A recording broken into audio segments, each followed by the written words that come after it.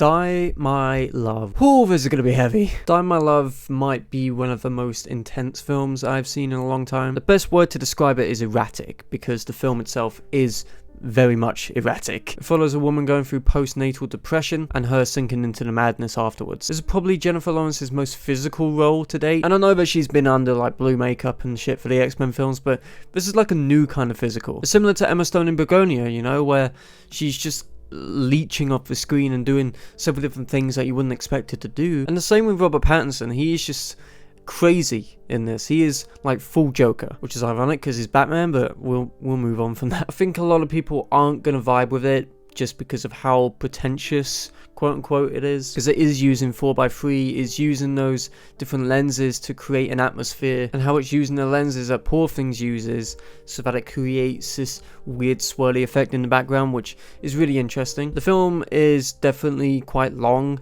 Even though it's an hour and 50 minutes, you do feel the runtime, but at the same time, that's kind of what depression is, right? It does feel like a long waiting game for it to end. I'm not a parent, I can't comment on how hard it is, but the film makes a pretty solid case that it's not for the weak, you know, it's not for the weak at all, and that Grace is struggling with both her mental health and also dealing with everything around her, dealing with the societal pressures to be a good mother.